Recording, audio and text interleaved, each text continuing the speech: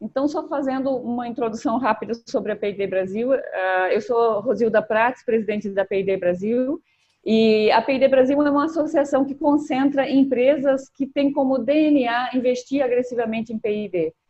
Por isso, a gente tem grande parte das nossas empresas com o reconhecimento de bem desenvolvido no país. A gente tem, dentro das empresas, vários segmentos de telecom, de segurança, de rede, automação bancária, industrial.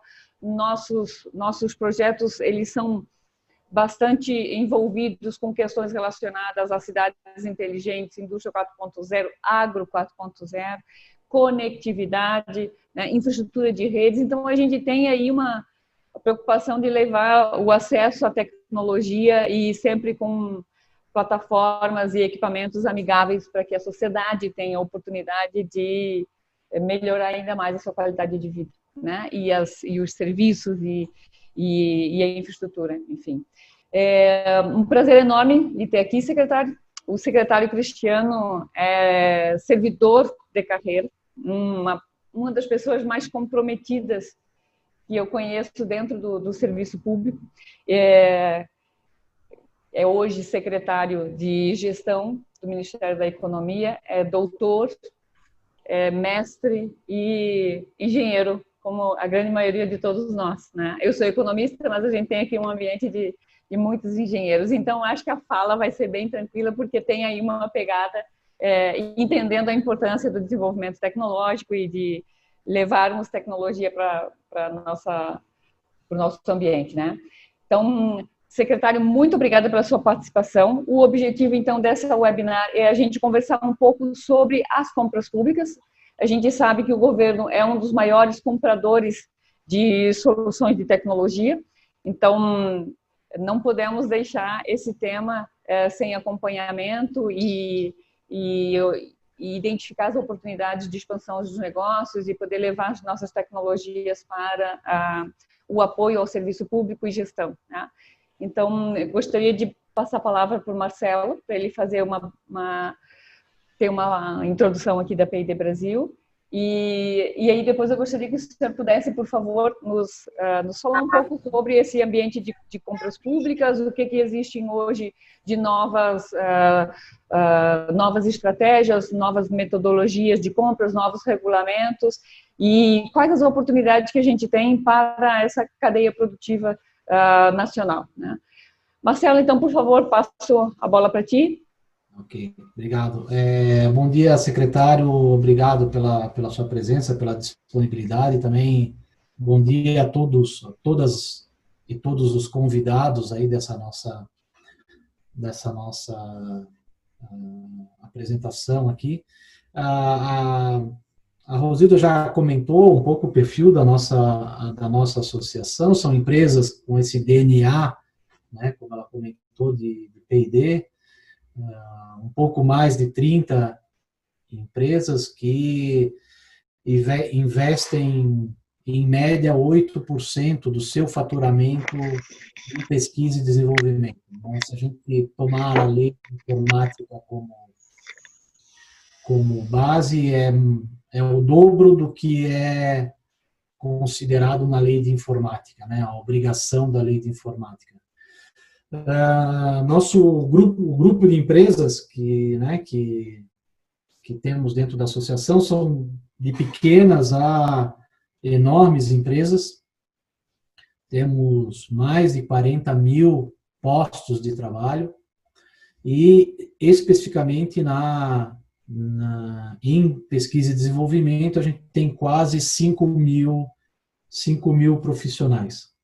É uma associação bastante coesa, bastante alinhada, e aí com o time de Brasília, com a Rosilda, com o time da Rosilda, nós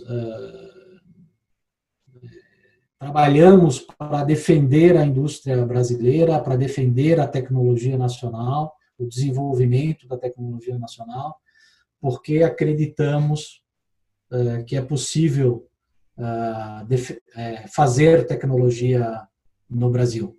Apesar de, dentro da nossa associação, termos empresas multinacionais também, brasileiras, estrangeiras, mas empresas só nacionais. Obrigado, Marcelo. Obrigado, Brasil. Bom dia a todos. Prazer enorme estar com vocês aqui. Rever alguns velhos que conhecer outros rostos novos, né? É sempre um prazer dialogar com vocês. Eu estou na administração pública há 14 anos já, e desde 2008 trabalho com esse tema de contratações públicas de TICs, né? Desde que nós elaboramos a primeira versão da Instrução Normativa número 4, que acabou se tornando uma referência nas compras públicas de TICs, e depois com influência até em outros normativos para outras áreas, né?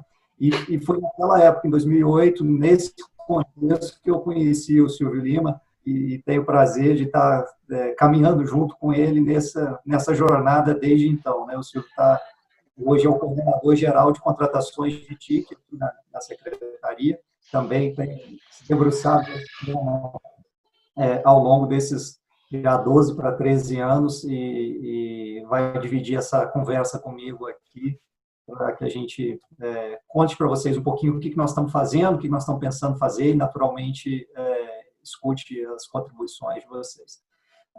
Quando a gente fala em contratações públicas, eu costumo organizar o trabalho aqui da nossa secretaria em 3 grandes frentes, né? Nós temos uma frente normativa, uma frente tecnológica e uma frente de prestação de serviços para a administração pública. Então, o primeiro papel nosso é o papel normativo, né? Desde qualquer atualização da 8666 ou da Lei do Pregão ou todos os atos infralegais referentes a esse tema de contratações públicas em geral, não só de TICs, passam aqui pela nossa secretaria, ou nascem aqui, ou tem necessariamente que ter um parecer nosso, porque somos o órgão central desse tema no governo, né? E aquilo que nós fazemos no nível infralegal, ele tem poder assim, coercitivo para o Poder Executivo Federal. Todos os órgãos e entidades, hoje são 193, que compõem o Poder Executivo, falando de ministérios, autarquias, fundações, agências reguladoras, universidades, institutos federais. Esses estão sob a jurisdição do SISG, né, que é o nosso Sistema de Logística e Serviços Gerais. Mas a gente observa também que os nossos normativos influenciam também os outros poderes e outras esferas da federação, mesmo que, às vezes, não com um grau coercitivo, mas muitos acabam replicando o que nós fazemos, ou, às vezes, o próprio Tribunal de Contas incentiva que, na falta de uma regulamentação própria, eles sigam o que vem aqui da nossa secretaria, né? Para dar alguns números, falando desse universo que nós temos uma gestão mais direta, o SISG, né, esses 193 órgãos do Poder Executivo Federal, eles movimentam cerca de 45 bilhões de reais por ano em contratações públicas. Quando nós juntamos aí as empresas estatais, Poder Legislativo, Poder Judiciário, estados e municípios, nós estamos falando de 800 bilhões de reais que movimenta-se no Brasil anualmente com contratações públicas, né?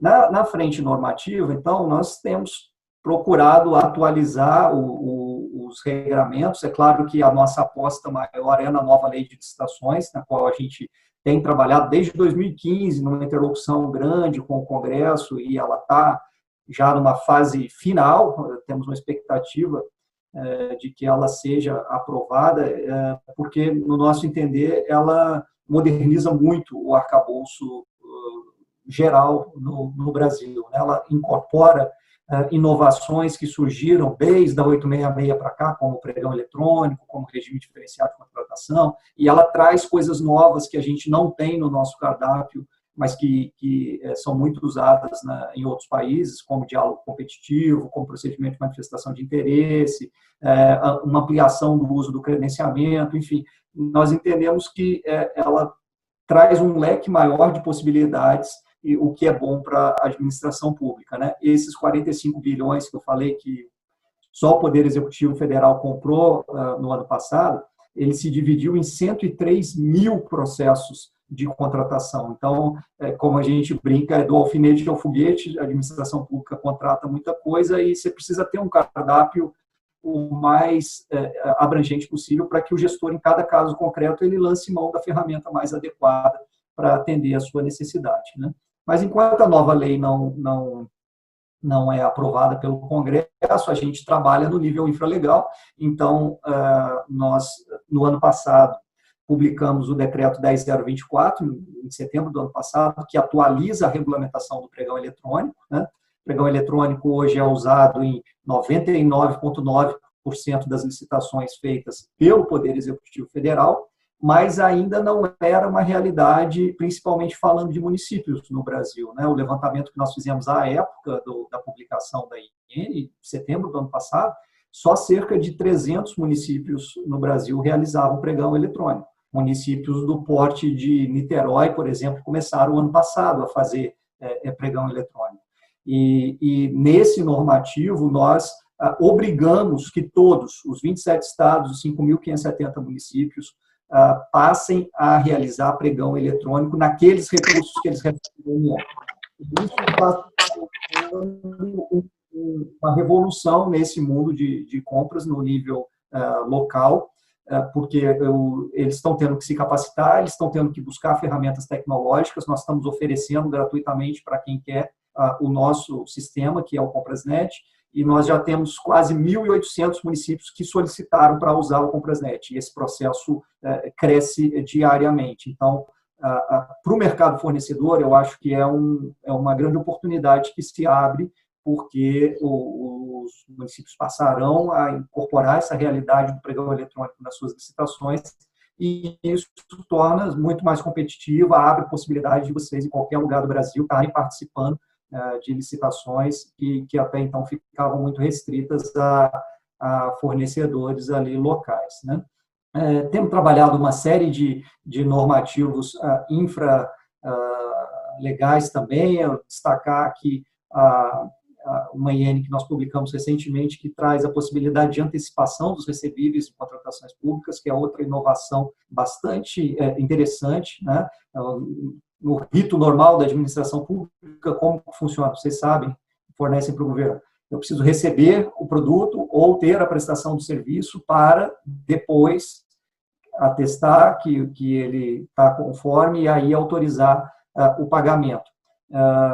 Numa situação em que as empresas muitas vezes têm uma dificuldade de fluxo de caixa, especialmente nesse momento agora de pandemia, mas não limitado a ele, nós trouxemos essa inovação numa articulação aí com o sistema financeiro, para que o fornecedor que quiser, de posse de um contrato administrativo com o poder público, ele vá a uma instituição financeira e use esse contrato como garantia para antecipar esse recebível, né? Então, estamos construindo uma plataforma online para que esse processo seja amplamente competitivo. Então, o fornecedor vai dizer lá, olha, eu tenho um contrato de X reais, quero antecipar tanto, aí os bancos, as fintechs, qualquer instituição financeira vai dar os seus lances ali, a gente quer um processo competitivo da taxa de desconto que cada um vai oferecer, o fornecedor vai lá, opta pela instituição financeira que ele quer, recebe esse recurso, e para a administração pública é custo zero. Lá na frente, na hora que nós já iríamos pagar de qualquer forma, em vez de pagar o fornecedor, nós vamos pagar a instituição financeira que antecipou. Então, só alguns exemplos, né? O segundo pilar é o pilar tecnológico, como eu falei. E aqui a gente tem feito uma verdadeira revolução também nesse mundo de compras. Eu falei, desde 2005, o Poder Executivo Federal trabalha com pregão eletrônico, né? Foi quando surgiu o pregão eletrônico, hoje ele é praticamente consolidado. Mas se nós olharmos o ciclo de vida das contratações públicas, a tecnologia vinha sendo muito empregada desde então na fase da licitação em si, da fase externa, do processo competitivo, do processo de lances, ali onde se dá a disputa. Mas o que nós estamos fazendo desde do início da nossa gestão no ano passado, temos essa meta de até 2021, nós perpassarmos todo o ciclo de vida da contratação pública na nossa plataforma tecnológica. O projeto que a gente chama de ComprasNet 4.0, que está automatizando todo o ciclo de vida. Começamos com o plano anual de contratações, que eu vou voltar nele no próximo item. O que é o plano anual de contratações? É a obrigação de todos os órgãos, com 1 ano de antecedência, no momento em que ele elabora a proposta orçamentária para o ano seguinte, ele já indicar o que ele pretende comprar, né? Isso tem uma série de vantagens para nós, em termos de planejamento, mas também para vocês, enquanto fornecedores, porque você, consultando um repositório centralizado, você já consegue ver tudo o que a administração pública pretende comprar com 1 ano de antecedência. Isso permite que o mercado fornecedor se preparar, tanto em termos de volume, quanto em questões comerciais, para participar desses processos competitivos, né? Do plano anual de contratações, a gente entra depois no planejamento de cada uma das contratações, né? E aí lançamos recentemente os estudos técnicos preliminares, está na nossa plataforma desde 1º de julho agora. Os estudos técnicos preliminares, que a 8666 exige, que as nossas instruções normativas exigem, eles passam a ser feitos dentro do ComprasNet. Isso é muito interessante também, porque a gente tem uma automação do processo e a gente começa a construir um banco de dados. Daqui a um tempo, quando eu tiver, né, todos os órgãos registrando ali dentro os seus processos, isso pode ser aproveitado por outros órgãos em contratações semelhantes, e com isso nós vamos acumulando uma informação e ganhando produtividade. Vamos continuar no planejamento da contratação. A próxima etapa é colocar a elaboração do termo de referência dentro do ComprasNet, depois a elaboração do edital, análise e aprovação do edital, até chegar na licitação. Por outro lado, estamos trabalhando na fase de gestão do contrato, que também até então não era feito dentro de uma plataforma tecnológica. Ainda no mês de julho, até o dia 31, nós estávamos numa reunião agora há pouco, discutindo com a comunicação a melhor data e a melhor forma da gente fazer esse lançamento. Nós vamos lançar o módulo ComprasNet Contratos, onde a gestão do contrato, a emissão de ordem de serviço, recebimento provisório, recebimento definitivo, a teste de fatura com integração com o CIAF para fazer pagamento, aplicação de sanções, enfim, todo esse ciclo de vida da gestão contratual vai vir também em etapas, são módulos que nós vamos lançando daqui até o final do ano, para dentro dessa plataforma. Novamente, a gente vai ter um repositório centralizado de todos os contratos e de toda a dinâmica da contratação pública. Isso abre possibilidades para a gente fazer coisas muito inovadoras lá na frente. Por exemplo, ter rating de fornecedor baseado no desempenho passado dele em contratos com a administração pública, e, a partir daí, poder dar algum tipo de tratamento diferenciado, né, privilegiando aqueles que têm melhor desempenho. Então, como eu falei, até 2021, nossa meta é ter nessa nova plataforma tecnológica, totalmente construída do zero, numa nova tecnologia, todo o processo de ponta a ponta. Um outro elemento que nós também estamos trabalhando, talvez vocês tenham visto aí na imprensa nas últimas semanas, é uma plataforma de marketplace, é inverter a lógica do processo de disputa, né? Que até hoje, como que se faz? Mesmo que a gente queira comprar algo altamente padronizado, nós temos que elaborar um estudo preliminar, um termo de referência, um edital de licitação, e aí nós vamos ao mercado pedir as propostas que se adequem àquilo que a administração pensou comprar. Com o marketplace, a gente tem o tempo todo o mercado vindo para dentro do governo e ofertando os seus produtos, né? E aí a gente inverte um pouco essa lógica, torna ela um pouco mais célere em alguns casos, que o gestor público já pode se valer do que existe no mercado e fazer uma compra num processo bem mais sério. Nós vamos lançar isso inicialmente para substituir o processo de cotação eletrônica das dispensas de licitação por valor, que já representam um volume enorme das contratações da administração, e depois avançando para outras soluções, notadamente na aquisição de bens, né? Então, esse é o segundo pilar, o pilar tecnológico. E o terceiro pilar é a centralização de serviços, né? Licitar, por mais que a gente esteja atuando nesse processo, né, procurando simplificá-lo, tanto do ponto de vista normativo, quanto do ponto de vista da plataforma tecnológica, licitar ainda é um processo caro. A CGU divulgou um estudo recentemente, atualizando aí o custo, chegou em R$44 mil o custo médio para se fazer um pregão eletrônico, né? Um pregão que é o tipo mais célere de licitação.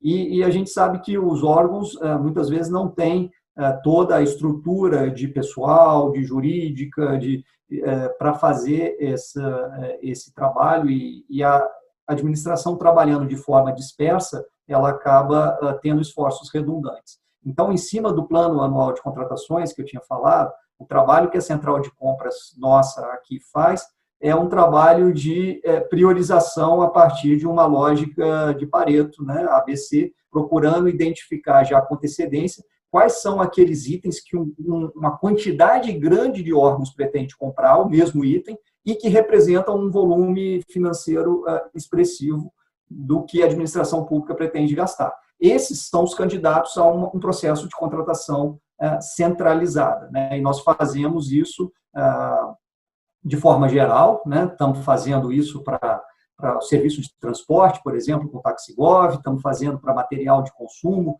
com o almoxarifado virtual, estamos fazendo para passagens aéreas, estamos fazendo para serviço de limpeza, para serviço de apoio administrativo, mas também temos uma coordenação específica dentro da Central de Compras, que é coordenada pelo Silvio, que cuida das contratações de TIC.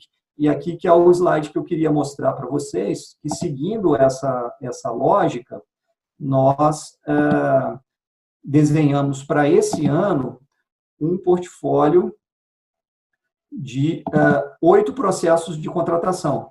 Vocês só me confirmam se vocês estão enxergando aí a minha tela, por favor. Positivo. Então, está aqui. E aí o Silvio pode aprofundar, se for o caso, mas seguindo exatamente esse raciocínio. O que muitos órgãos precisam comprar e o que isso representa de altos volumes para a administração pública? Nós chegamos nesses 8 processos. Lembrando que esse é um movimento que também vem desde lá de 2008, que eu falei, que nós fizemos a primeira licitação centralizada de serviços de telefonia, e desde então esse processo tem sido amadurecido, mas nesse ano, né, Silvio, como em nenhum outro ano anterior, a gente vai conseguir ter um portfólio tão vasto. Estamos falando de 8 grandes contratações em um único ano, né, para esses objetos aí colocados. Telefonia, 4 na área de software, né, suíte de escritório. Perfeito. Perfeito. Computação em nuvem, redes e estações de trabalho. E aí, se vocês olharem os valores e as iniciativas de compra, você vê aí que um processo de compra de telefonia, por exemplo, vai substituir 2.416 processos que a administração iria fazer. E quer falar um pouquinho? Assim, eu acho que, primeiro, obrigado pelo convite. Assim, a centralização ela tem essas vantagens muito, muito claras para o gestor, né? E essas iniciativas da Secretaria no sentido de qualificar a informação, ou seja, ter uma plataforma como o PGC, o PAC, em que a gente tem informações para poder extrair os dados e poder saber quais as contratações, quem está contratando, quem tem interesse de contratar, qual o valor estimado, para quando é que se quer, direciona os recursos públicos para uma efetividade muito maior. Então, a gente consegue aqui na Central de Compras escolher a dedo quais as contratações que a gente vai fazer, efetivamente no que a gente vai atuar, qual que vai ter maior impacto do ponto de vista de ganho de escala, qual que vai ter maior impacto do ponto de vista de redução de custo com processos. Vocês observem, né? A administração é muito fragmentada e não é diferente. A administração tem autonomia gerencial, orçamentária e financeira para fazer isso, mas também pode centralizar as compras, como a gente tem feito aí com o TIC, né? E como o secretário falou, isso não é um movimento de agora, é um movimento que já vem há alguns tempos, só que ele se acelerou agora na gestão do Cristiano de uma forma muito contundente, né? O Cristiano não mostrou, mas se vocês tivessem a oportunidade de ver lá atrás, nós fizemos algumas compras centralizadas e que foram de um vulto enorme, né? Essas aí, por exemplo, foram 5 contratações, que, inclusive, alguns elementos, alguns objetos estão se repetindo. Então, se você olhar essas contratações, só essas 5 foram da ordem de quase 900 milhões de reais, né? E o governo teve bons resultados com isso, do ponto de vista de centralização. Nós reduzimos aí quase que R$500 bilhão nessas compras. E isso foi feito ao longo de 3 anos, né? Agora a gente está propondo fazer isso ao longo agora desse ano de 2020. A gente está avançado em vários processos. Por favor, Cristiano, volta lá para aqueles processos. Assim, esses processos estão andando. Assim, a telefonia é um processo aí que, já com os números revisitados, isso aqui era números de estimativa. Depois que a gente fez a levantamento real, nós, por exemplo, a telefonia ficou em 266 milhões de reais. Software de escritório ficou da ordem de 75 milhões de reais. Em número de órgãos participantes, por exemplo, em telefonia, mais de 470 órgãos, unidade de compras participando. Software de escritório, a mesma coisa. Estação de trabalho, a gente tem aí um volume também expressivo. Nós não temos ainda o volume financeiro para confirmar o que foi estimado, mas nós temos, passei esse dado para o secretário semana passada, nós temos mais de 570 unidades de compras interessadas em fazer compras, mais de 100 mil equipamentos para abastecer a administração como um todo, né? E nesse ponto, assim, são compras que o governo faz de maneira recorrente. Ah, não, isso aqui não, todo ano tem.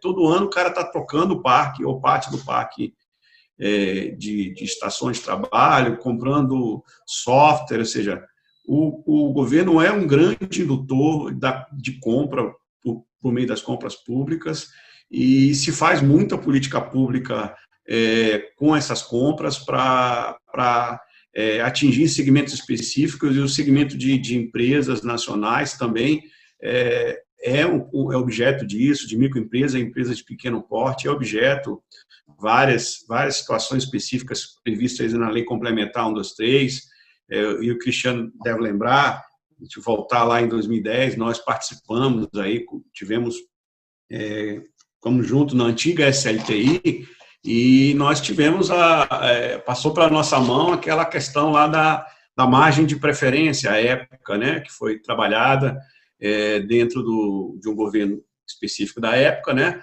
a alteração da lei, a medida provisória 495, que redundou na lei 12349, que botou o desenvolvimento nacional sustentável como um dos pilares das licitações, e isso tudo foi desembocando em políticas de direcionamento. E assim, olhando de uma forma geral, a gente não está descolado do mundo. O mundo todo faz políticas de compras públicas para segmentos específicos, né? E, ano passado eu tive a oportunidade de ir aos Estados Unidos, e eles têm uma política muito forte de ajudar as empresas de pequeno porte, as empresas de segmentos específicos, como política de compra pública lá. Então, assim, isso é uma coisa que a gente vem tocando aqui na Central, com toda essa consciência da importância das contratações de TIC, e que isso pode impactar aqui dentro do nosso mercado. A gente sabe que um produto desenvolvido aqui por pessoas daqui, eles têm uma externalidade positiva na nossa economia muito forte. A gente sabe que é muito melhor ter um desenvolvimento nessa linha. Acho que seria isso, por enquanto, Cristiano. Obrigado, Silvio. Acho que é isso, pessoal, como apresentação inicial. Acho que até me excedi um pouco além dos 10 minutos previstos, mas eu queria reservar o tempo para ouvir vocês também. Obrigado. Secretário, obrigada pela sua explanação, e ao Silvio também. Assim, as duas com muita aderência às nossas expectativas, e abre também ainda mais o leque de inspiração e e energia para incluir e manter as compras públicas como também uma vertical importante de expansão dos negócios, né? A gente entende, a gente reconhece a oportunidade de fortalecimento da indústria nacional, da cadeia produtiva, e compras públicas é um vetor absolutamente imprescindível, né? O governo é o maior comprador de tecnologias e para a gente é um super cliente, né? Então, a gente queria fazer algumas perguntas, porque a gente tinha antes alguns decretos, como foram comentados, de margem de preferência adicional, e hoje nos parece que apenas o de last call ele está em vigência, né? Então, a gente queria fazer um bate-bola agora com algumas perguntas que acho que são bem relevantes. Tem a nova lei, aquela 13.303 das estatais, ela trouxe para a gente uma visão, uma expectativa de maior capacidade de gestão e de menos entraves, mas também trouxe outras preocupações, né? A 13.303 ela prevê que cada órgão, que cada empresa estatal ou economia mista escreva o seu regimento interno e como ela vai conduzir a questão das compras, né? E muitos deles não o fizeram. A gente, inclusive, iniciou uma discussão com o SERPRO da importância de incluir no regimento interno a manutenção de atendimento ao artigo 3º da 8248, de preferência nas compras de tecnologia nacional e de produção nacional. A gente sugeriu que se mantivesse a atenção no decreto 7174 do last call, mas a gente teve assim que esse olhar ele fixou, nos parece, apenas o SERPRO fez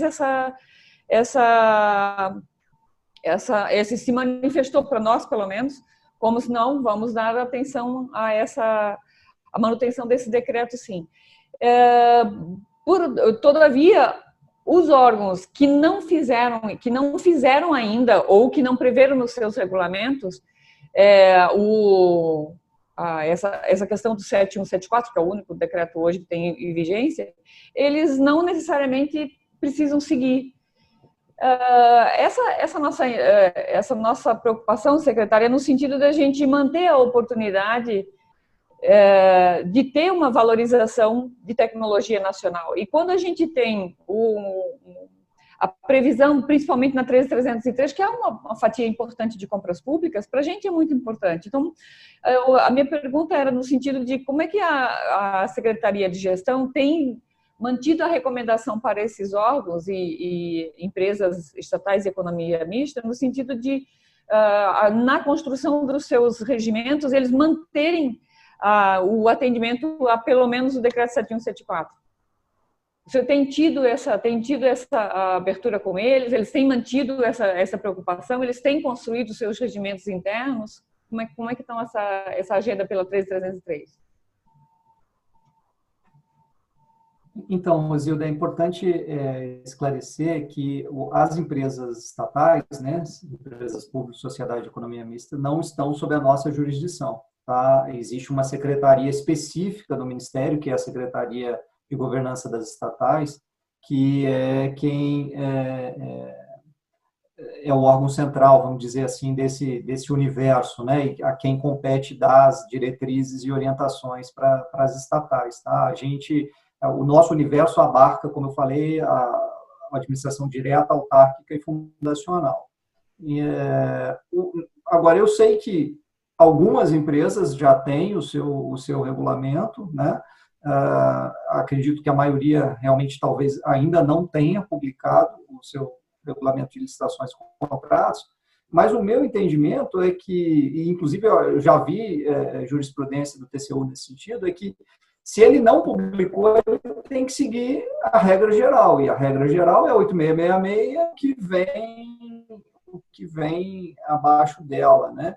Então, eu acho que é preciso fazer esses dois caminhos. Eu acho que vale vocês buscarem uma interlocução com a SEST, nesse ponto específico, mas também reforçar o entendimento de que, olha, se na falta de uma previsão específica em um regulamento interno, ele deve seguir o regulamento geral do governo.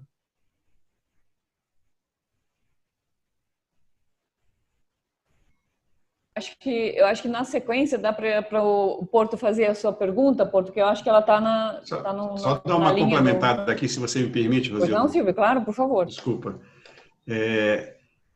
Também observar a legislação, tá, Rosildo? Porque se você fizer um contraste entre a 8666 e a 13303, na parte de compras, você vai ver lá, se não me engano, no artigo 29 ou 28 da 13303, com o terceiro da 8666.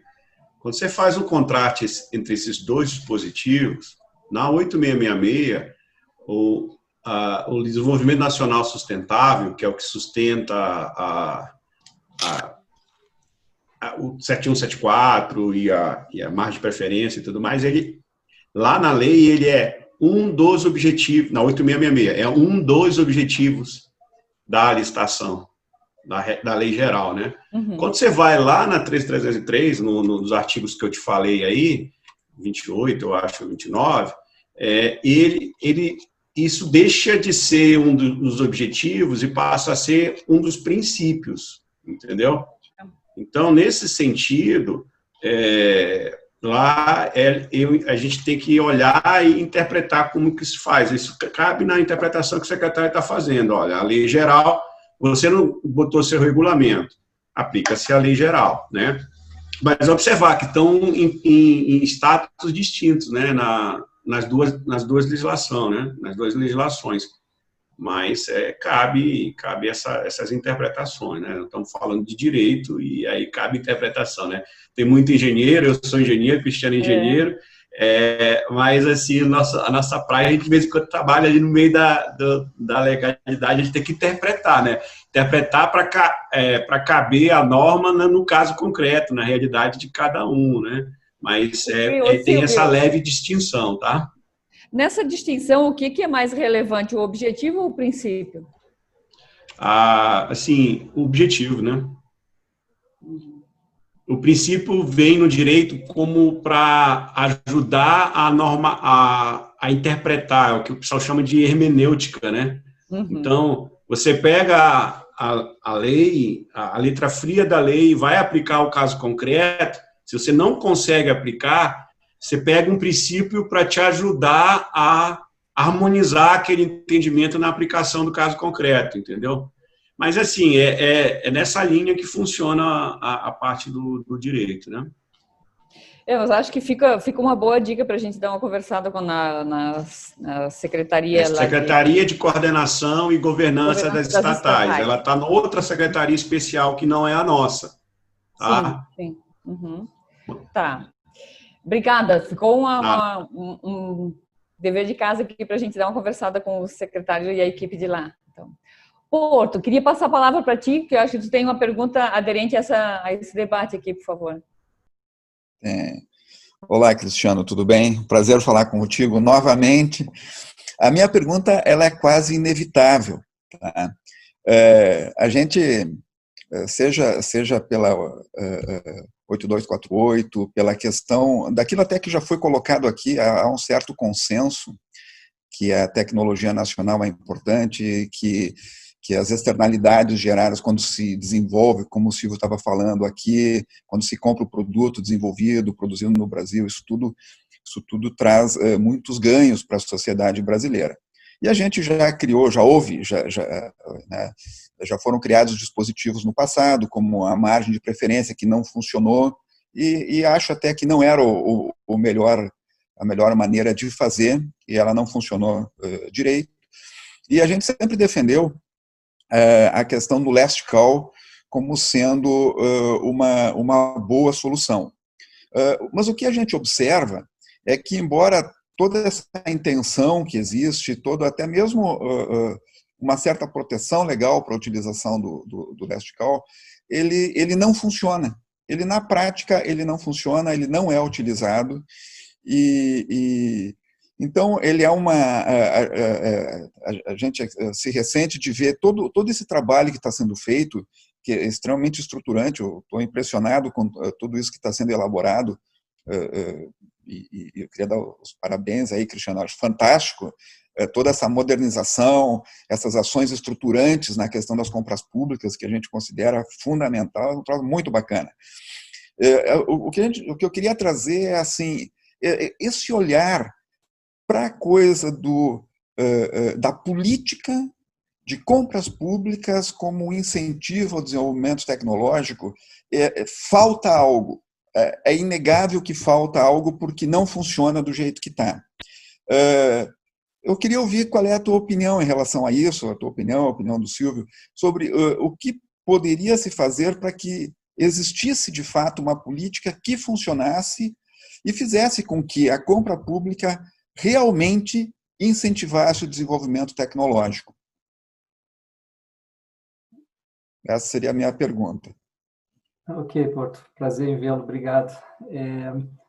Eu acho assim, primeiro, né, tem um ponto que eu gosto sempre de enfatizar, né, que desde que eu estou lidando com esse tema no governo, eu já vi todas as esferas do governo e da sociedade quererem fazer política pública em cima das compras governamentais, né? Nós estamos aqui falando do segmento de tecnologia, mas se você pensar nos vários segmentos aí, desde da alimentação para merenda escolar até o meio ambiente, já passou aqui por nós todo tipo de proposta de, olha, vamos fomentar um setor ou desenvolver o país a partir das compras públicas, né?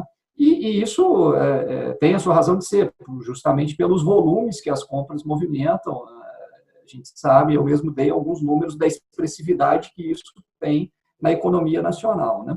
Mas a gente tem que sempre ter em vista, né, que o objetivo número 1 da compra pública é atender uma necessidade do governo. Nós estamos comprando um produto ou um serviço porque a gente precisa daquilo, seja para manter a administração rodando ou para prestar aí um serviço, uma política pública para a sociedade. Satisfeito esse objetivo, que é o ponto de partida, aí sim, sem dúvida, a gente deve contemplar outros objetivos e como o Silvio trouxe muito bem, a própria lei já traz, dentre os objetivos da licitação, né, o desenvolvimento nacional, o fomento aqui às nossas empresas e assim por diante. Então, eu acho que é cotejar isso daí e entender, né, como você falou, vários mecanismos já foram tentados, e eu acho que a gente precisa mergulhar junto numa análise mais profunda de ver por que não funcionou. Porque a gente tem, às vezes, no Brasil, a impressão de que mudando a norma está resolvido o problema, né? E nós mesmos sabemos que o Brasil é cheio de normas que não pegam, né? E o fato de não pegar são vários. Às vezes é falta de capacitação do pregoeiro que está operando ali a licitação ou do agente público que está escrevendo lá o termo de referência. Às vezes é uma questão cultural, às vezes é um sistema que embarrera na hora que você precisa tomar um caminho diferente e o sistema é rígido e te obriga a ir por um caminho pré-determinado. Enfim, eu acho que é uma reflexão que a gente precisa fazer para que possamos atacar o ponto central, né?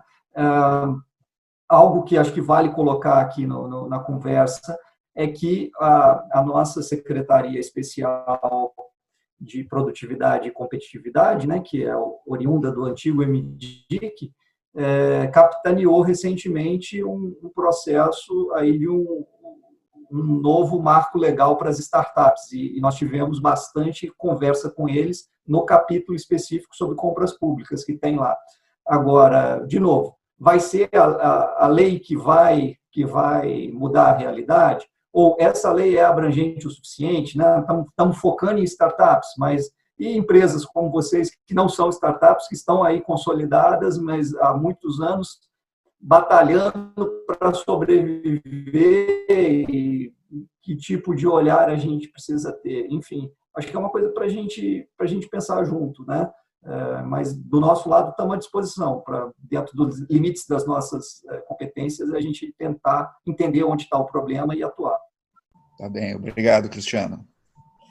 Secretário, na própria Secretaria de Produtividade, com o Carlos da Costa, tem uma iniciativa que a gente acha muito interessante, que é as rodadas de discussões a partir da mesa executiva, né?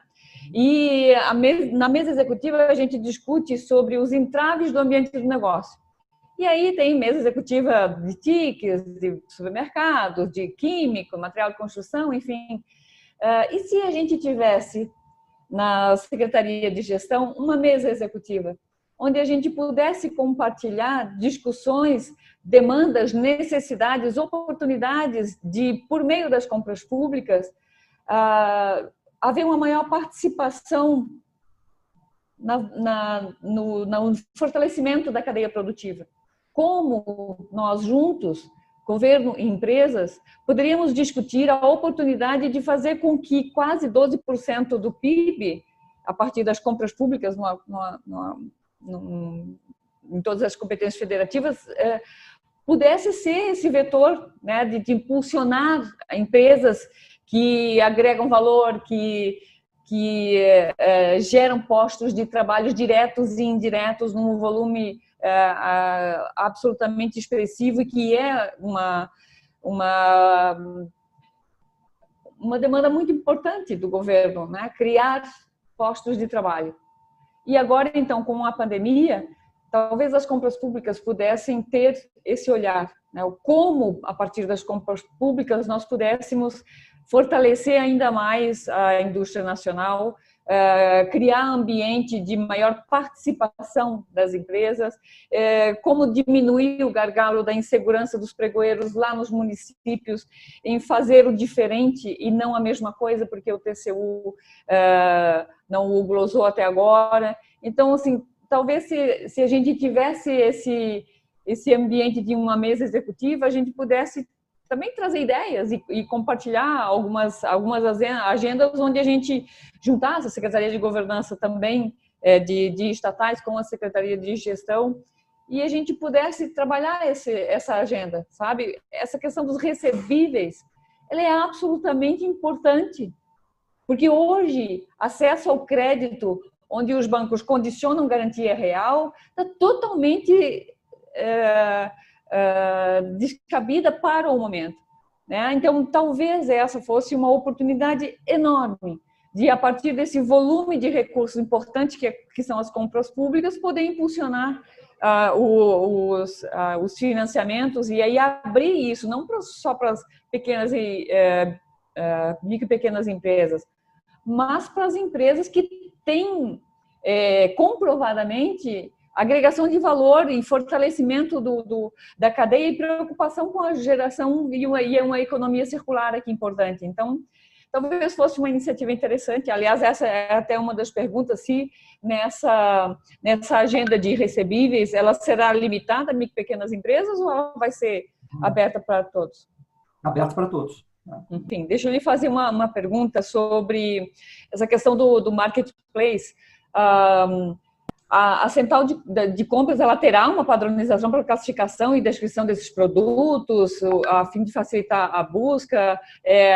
Haverá exposição de quantidade, preço, ou é mais característica técnica do produto? Você consegue detalhar um pouquinho mais sobre esse tema para a gente? Porque isso também nos interessou bastante, e essa iniciativa de fazer o olhar de fora para dentro e não só de dentro para fora, no sentido da demanda, ter esse ambiente, exposição é bem importante, né? Não, perfeito. Eu vou só rapidamente repetir o ponto anterior, porque eu recebi uma mensagem realmente que a minha internet estava instável aqui, eu não sei se todos ouviram, mas só deixar claro que a antecipação de recebíveis não é restrita à micro e pequena empresa, é geral para qualquer fornecedor do governo, tá? Sobre o marketplace, eu acho que é um case concreto para a gente exercitar esse diálogo aí que você estava propondo, Rosilda. Fazendo em cima de um projeto específico, talvez a nossa agenda fique até mais produtiva, né? É algo que está em construção. Nesse projeto, especificamente, nós deliberadamente invertemos até a nossa lógica de construção. Na maioria das vezes, nós fazemos um amadurecimento interno e aí vamos para uma consulta pública, para uma audiência pública, para receber contribuições em cima de algo já previamente modelado. Nesse caso, não, a gente lançou essa ideia justamente porque a gente quer construir junto com o mercado, com os fornecedores, porque tem várias nuances aí envolvidas, você colocou algumas delas, e então está aberta a modelagem, vocês são muito bem-vindos para nos ajudar nessa construção. Tá? Rosida, por favor. Sim, Silvio, por favor. Eu queria complementar uma informação do secretário, até na linha do que você falou. A instrução normativa que trouxe a questão da antecipação dos recebíveis, ela nasceu de uma interação com a iniciativa privada.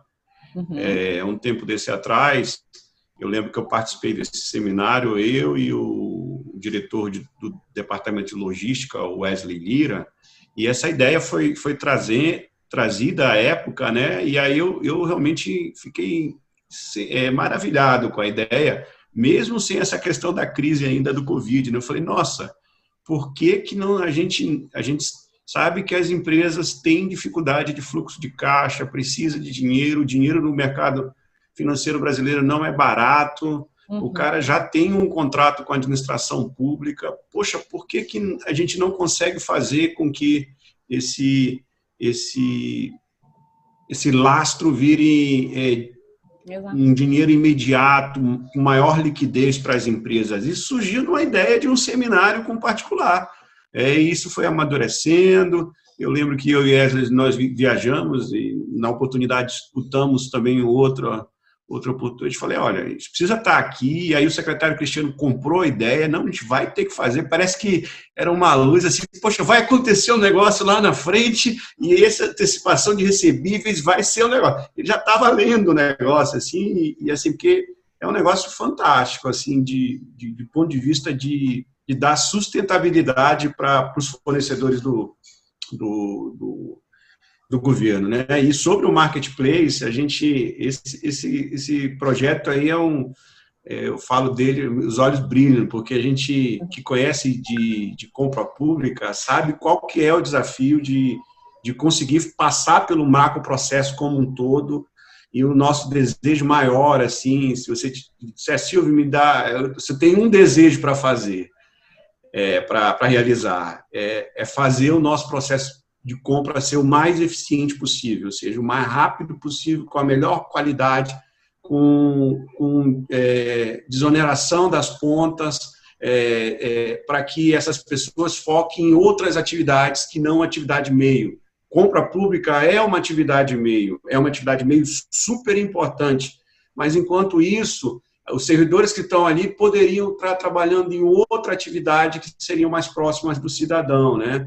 Então, nosso sonho é conseguir comprar de uma forma mais eficiente. O marketplace esse é a nossa miríade, a gente quer chegar lá. Esse é um projeto que já vem sendo debatendo dentro da Secretaria de Gestão, desde o começo da gestão do secretário Cristiano. Nós já estudamos modelo de tudo quanto é país, nós já tivemos um grupo de discussão, nós já tivemos vários insights, como o secretário falou mais cedo. Hoje, se a nova lei de licitações estivesse vigorando, ela seria um impulso enorme para que a gente conseguisse implementar de uma forma muito mais ágil esse processo que a gente quer botar na prateleira para que tanto o mercado forneça de uma forma muito ágil e venda muito rápido para o governo, como o governo possa ir lá na prateleira e pegar aquilo e consumir e atender o cidadão muito mais célere. Esse é o nosso sonho. Eu trabalho com compra pública, esse é um dos meus sonhos, esse aí. O secretário também quando você fala nisso, ele fica, assim, sabendo do potencial do projeto, né? E a gente vê a transformação que a gestão sobre a orientação do Cristiano tem trazido, porque é isso que a gente precisa, né? É ter mais informações, ter mais inovação, ter a capacidade de enxergar isso como uma oportunidade de interação como a oportunidade, sim, de ter compras públicas como uma agenda, mas que ele não seja um departamento das empresas, que ele complexo o suficiente para que você tenha que ter um número enorme de pessoas acompanhando o edital e analisando e fazendo, tendo um jurídico todo empenhado. Tem que ser mais amigável, tem que ser leve, né? Tem que ser mais fluido. E eu acho que a vinda e essa linha, essa pegada que vocês estão dando tem trazido essa expectativa e a caracterização do acesso. Compras públicas deve ser uma estratégia de expansão do negócio para as empresas. E por isso a PID Brasil ela procura fazer esse movimento de interação e de levar para o governo essa expectativa das empresas. Compras públicas é uma forma muito importante de apoiar a cadeia produtiva. Dito isso, a gente já tomou aí 1 hora do seu tempo, secretário e Silvio. Agradeço demais a oportunidade de conversar com vocês, porque eu sempre digo que sentar e conversar e compartilhar as expectativas, os gargalos, é sempre a melhor forma da gestão ser mais eficiente. Então, agradeço demais a oportunidade de conversar com vocês e queria passar a palavra para vocês darem um último recado aí para a turma e vamos participar sim para o Marketplace aí. Cristiano, por favor, o seu último recadinho. Só agradecer, Rosilda, mais uma vez, um prazer enorme estar com vocês. A nossa agenda é puxada, eu sou cobrado diariamente nas minhas metas a bater aqui pelo meu chefe, mas o diálogo é uma premissa fundamental da nossa gestão, como o Silvio colocou, até porque nós não somos donos da verdade, a gente precisa enxergar o impacto das medidas que a gente toma na sociedade brasileira, né? Então, por isso é importante sempre vocês estarem nos provocando, trazendo contribuições e estamos sempre à disposição para conversar. Obrigado mesmo. Um abraço a todos. Obrigada, secretário. Silvio, por favor. Na mesma linha, agradeço a oportunidade, estamos à disposição, o diálogo sempre aberto.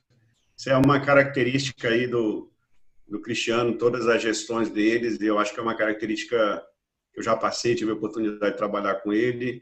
A comunicação é muito forte, aberta, a construção é coletiva. Um exemplo muito claro disso foi o que foi feito no novo decreto do pregão, o 10.024. Nós envolvemos a sociedade civil, envolvemos os agentes de compras públicas, e essa é a toada. A gente sempre está aberto para escutar, para conversar e também trazer isso. A gente não está desconectado, a gente não pode estar desconectado do mercado, da sociedade, do que está acontecendo, porque o que a gente faz, a gente tem muita consciência, o que a gente faz impacta diretamente no mercado, no cidadão, na qualidade daquilo que se compra, como se compra, se se compra de uma forma mais ágil ou de uma forma mais travada. Então, a gente tem muita consciência disso, a gente... como o Cristiano falou, a gente já está nessa linha aí há algum tempo e agradecer a oportunidade. Essa mesa é uma boa ideia para escutar e, eventualmente, trazer essas novas ideias para dentro do ambiente normativo, de projetos, como essas verticais que o secretário tocou aqui. É um prazer. Eu estou lembrando do Porto aqui. Porto continua na Datacom, Porto? Claro. Bom revê-lo, viu? Eu também vim aqui, acho que não sei se o Bruno Camacho está por aí, são outras pessoas com quem a gente já interagiu. Conversa sempre. Ô, Bruno, tudo bem? Grande abraço, bom revê-los. A casa está sempre aberta, tá? Tá bom. Abraço. Muito obrigado. Obrigado, Silvio. Muito obrigado, Cristiano. Um prazer falar com vocês e parabéns aí por tudo que vocês estão fazendo aí para modernizar as nossas compras públicas aí. Muito obrigado. Marcelo, por favor.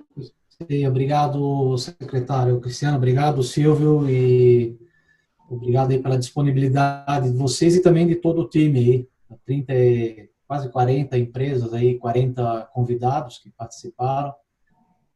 É muito interessante e essa ideia dessa mesa executiva é muito boa. A gente pode discutir, pode falar, pode expor as nossas